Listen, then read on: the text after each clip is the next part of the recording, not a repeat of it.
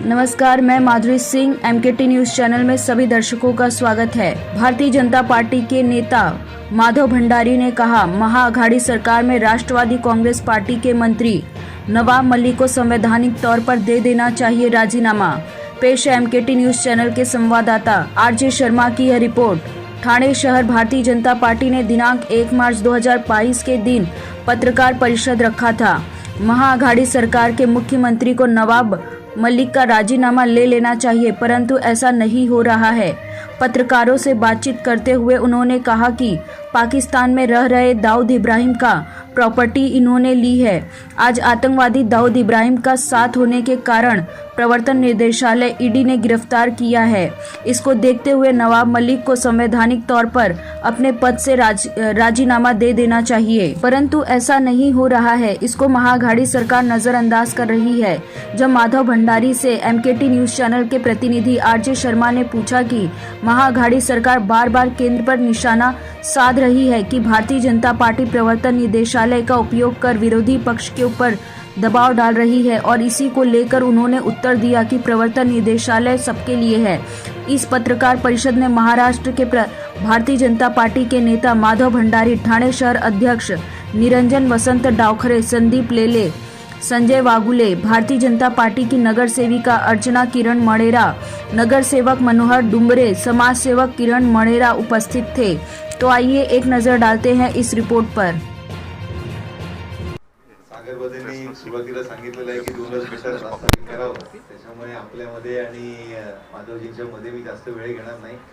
पत्रकार परिषदेचं कारण आपल्याला माहिती आहे की ज्या मंत्र्यांचं नवाब का नकाब तो उतर गया आणि त्यानंतरही ज्या लोकांबरोबर देशद्रोह्यांबरोबरचा आर्थिक व्यवहार केल्याचा आरोप आहे आणि त्याच्या संदर्भातली त्यांच्यावर कायदेशीर कारवाई झालेली असतानाही त्यांच्या मांडीला मांडी लावून राज्य शासनाचा कारभार जर हे राज्यकर्ते चालवणार असतील तर निश्चितपणे महाराष्ट्राची जनता त्यांना माफ करणार नाही आणि भारतीय जनता पार्टीच्या माध्यमाने या संदर्भातलं आंदोलन हे टप्प्याटप्प्याने होत राहील।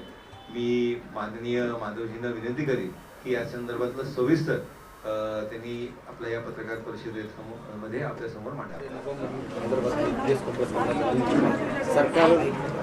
किसी भी प्रकार से सरकार जो है नवाब मलिक के ऊपर कार्रवाई करने से कतरा रही है, क्या भाजपा का उसके ऊपर? नवाब मलिक ये इस सरकार के एक प्रमुख मंत्री रहे हैं, आज भी है, और सरकार की तरफ से मीडिया से इंटरेक्शन करने का काम भी नवाब मलिक लगातार कर रहे थे। लेकिन नवाब मलिक के जो कनेक्शंस दाऊद इब्राहिम के लोगों के साथ दिखाई दिए, सामने आए, और उनको बचाने के लिए, उनके इंटरेस्ट बचाने के लिए नवाब मलिक ने किया हुआ काम जब सामने आया तब ED ने ये कार्रवाई की है। और ED के कस्टडी में जाने के बाद सरकार ने तुरंत नवाब मलिक का इस्तीफा लेना जरूरी था, कानून की दृष्टि से भी जरूरी था। अगर ये सरकार चलाने वाले तीनों दल भारत के संविधान में, कानून में विश्वास रखते हैं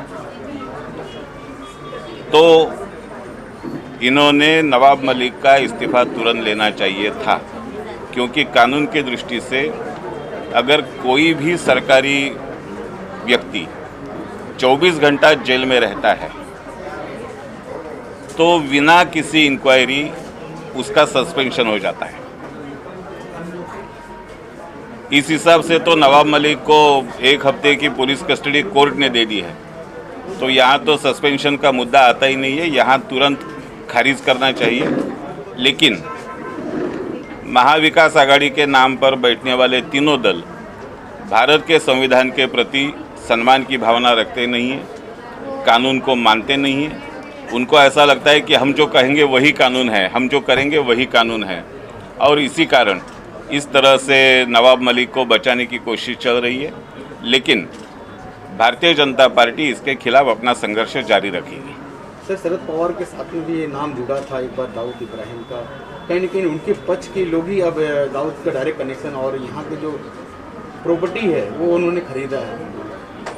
पवार साहब ने खुद एक बार ये कहा था कि दुर्भाग्यवश मेरा नाम दाऊद इब्राहिम के नाम से जोड़ा गया और वो एक बार जोड़ा गया वो फिर कभी साफ नहीं हुआ।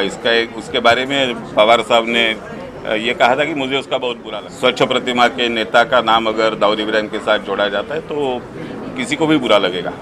और मीडिया में निकला था कि बोले साहब मेरा पूरा तो करते, लेकिन अब पवार साहब को ये मौका है कि जो उनको बुरा लग रहा था, जिसका नाम अपने साथ जुड़ जाने के कारण बुरा लगा था, उसका अपना कुछ लेना देना नहीं है। हम जैसे भारत की सारी जनता दाऊद इब्राहिम के खिलाफ है, उससे भी ज़्यादा प्रभावी रूप से पवार साहब भी दाऊद के खिलाफ है। ये जनता को जता देने का मौका पवार साहब को मिला है और मुझे पूरा विश्वास है कि पवार साहब ये मौका हाथ से छोड़ेंगे नहीं। बोला था कि चुनाव पर घटक हुए थे, ये तो ऐसा होना ही था, इसके बारे में कहना क्या है? ऐसा कहा था पवार साहब। प्रिंट मीडिया में निकला हुआ। ऐसा है कि पवार साहब को कई चीज़ों की जानकारी शुरू से रहती है और पवार साहब को मानने वाले तो सब ये कहते हैं कि जो कुछ होता है वो पवार साहब के कहने पर ही होता है। बारिश भी पवार साहब के कहने पे होती है, बारिश रुकती भी है पवार साहब के कहने पर। तो शायद नवाब मलिक के अरेस्ट जो हुए उस पर वो भी पवार साहब को पहले से मालूम होगा।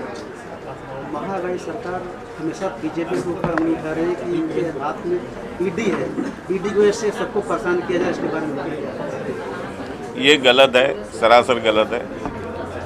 अगर आपने कुछ गलत नहीं किया है तो आपको कोई परेशान नहीं करेगा, लेकिन अगर आपने कुछ गलत किया होगा, उसके खिलाफ शिकायतें दर्ज की गई है, तो वो कहीं ना कहीं तो सामने आने वाला है।